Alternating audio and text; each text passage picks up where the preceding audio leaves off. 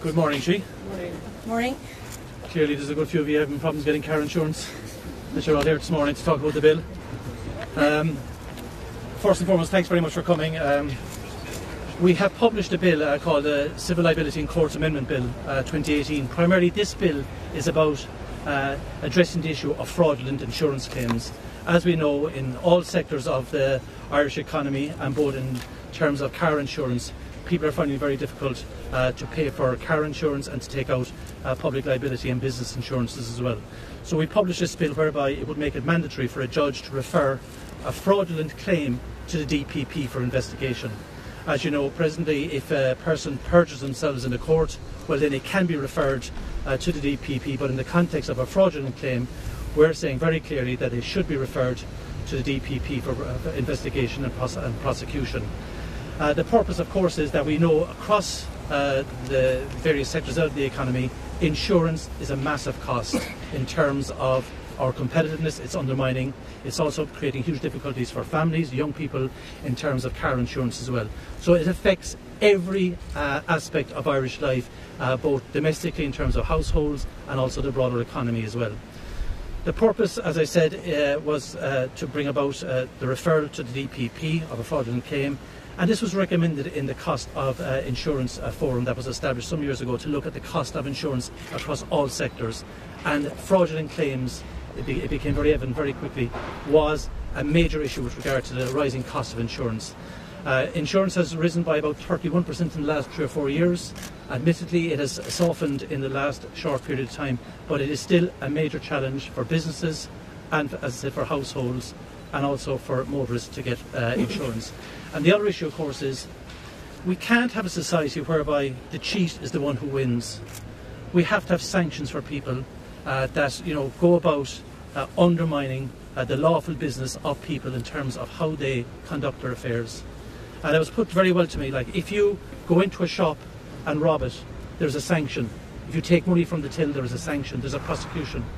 But if you go into the shop and slip on the toilet floor and make a fraudulent claim, there is no sanction. So it's almost a crime that is encouraged by the fact that we do not prosecute fraudsters and cheats. And it really is undermining the confidence of business people. It is undermining the confidence of people who are trying to take out car insurance, and it is undermining the competitiveness of the economy because of the rising cost of insurance due to fraudulent claims. And can I just say, because the cost of living is so high at the moment, it's very important that these fraudsters are exposed and dealt with, and thus in essence reducing the premium cost of insurance. Because the cost of living is so high anyway, at least if people got lower premium insurance, it would be a help in general. There is work ongoing after the working group looked at this area, and there's going to be guidelines for judges as to how to refer fraudulent cases on, so they're calling it like a pathway. Are you saying that's not enough? Why does it need to be? Well, yes. Well, there was two issues. There was a cost of insurance working group which looked at insurance in general, and then you Justice Nicholas Kearns, retired Justice Nicholas Kearns, who also looked at the issue of the Book of Quantum and personal injuries. And there is no doubt we are out of kilter with the European Union, but particularly with the UK in terms of personal injuries. We're about 4.5 times the awards in this country vis-a-vis the UK. So we are out of kilter quite a lot. And Justice Kearns' recommendations were very clear that there needs to be an educational process, there needs to be a rebalancing and rebooting of personal injury awards. And we're not talking about huge medical negligence claims. We're talking about your average personal injury damages that would have awards of around 17 to 30,000. We are way out of kilter, as I said, 4.5 times. So the two issues really are, first and foremost, the cost of the insurance working group said very clearly that fraud was a major issue in terms of driving up the cost of premiums, and Justice Nicholas Kearns said that there is a need to reboot and rebalance how the judiciary assess personal injury awards through the Book of Quantum, and to rebalance, in other words, to reduce those payments. Yeah, I mean, there is a gap in our legislation, a clear gap. If you have committed a fraudulent offence, you should be prosecuted, it should be referred to the DPP. So what we're doing here in this piece of legislation is removing the judge's discretion in the interest of the citizen. So when we know there is an issue, when we know that the wider public don't fear prosecution if they make a fraudulent claim, that does encourage people to take that risk. We want to remove that encouragement. We want there to be a substantial risk in actually making a fraudulent claim to discourage people from doing so. And by doing that, we believe it will bring down the cost of claims being paid out and ultimately benefit the insured person by bringing down their premiums. Lisa, what's Fianna Fáil's reaction to Arlene Foster's comments on Good Friday increase on sacrosanct? My reactions that were worried actually by those comments. I don't know what she means by sacrosanct, but I think it displays a lack of understanding, or maybe a deliberate display of lack of understanding of what the status of the Good Friday Agreement is in terms of it is an international treaty. The UK and Irish governments have signed up to that. It is internationally recognised. It is part of our constitution. That is not a political agreement, and that is a legally binding agreement. And I think Arlene Foster needs to clarify her position.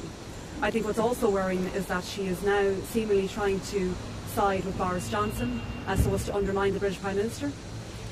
We are 6 months from Brexit. We are no closer to a backstop being resolved. We are certainly not going to have a withdrawal treaty by October 18th. That is supposed to be the deadline. The Taoiseach says that is still the deadline, but everybody else accepts that it is no longer the real deadline. So I think the DUP have displayed, in my view, an ignorance and an arrogance.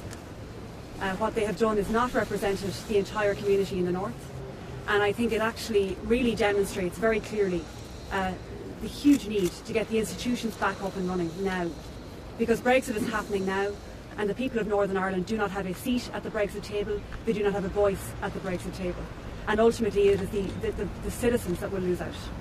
Should we have to make clear that the DUP clearly have no interest in avoiding hard border when they're making statements like this, siding with Boris Johnson, publicly try to completely sideline the issue?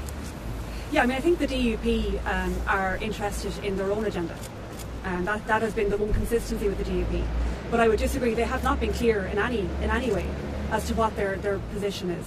They want to avoid a hard border on this island. They don't want a border on the Irish Sea, and they don't really know what their position is on those two issues, I believe. But is there any credibility to their claim that they don't want to see a hard border when all their actions suggest the opposite?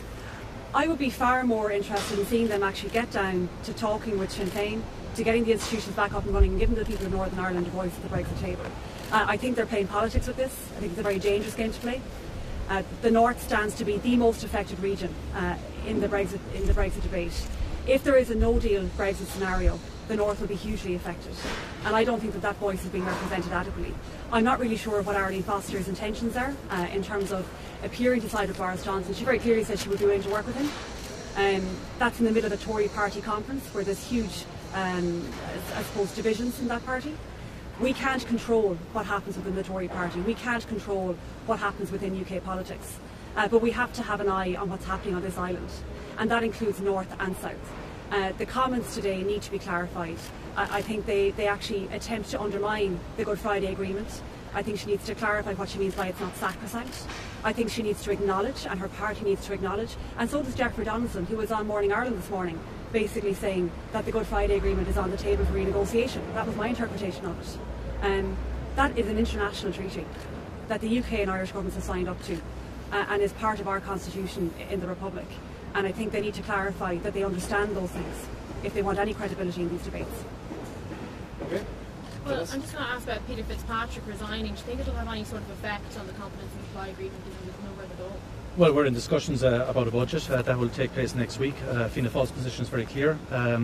We are committed to the confidence and supply agreement with the caveats that it is implemented in terms of the budgetary process, that the key priorities that we've outlined are included in that.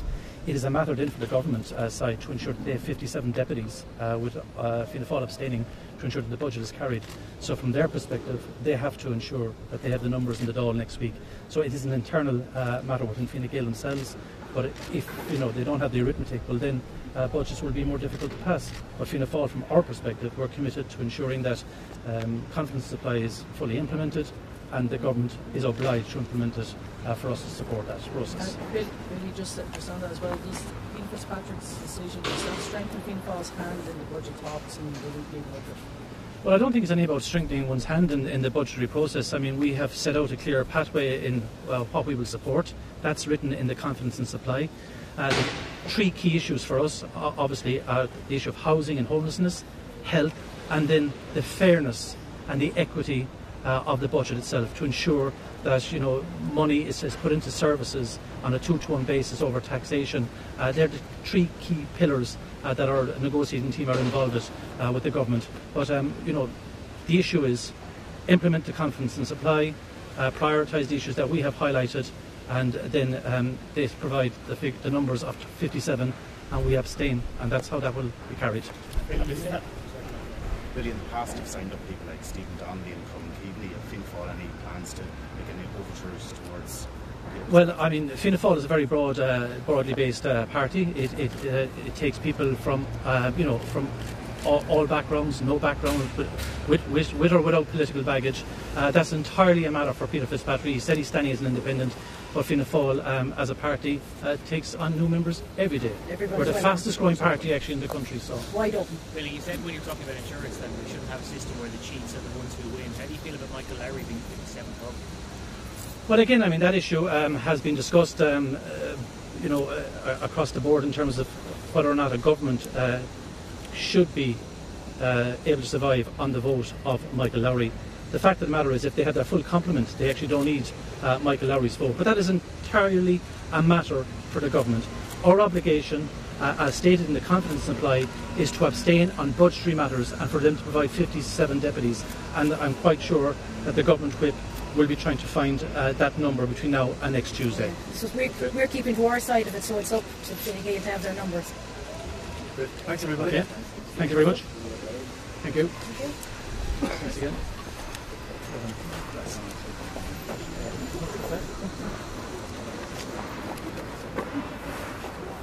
This is Ben correcting back.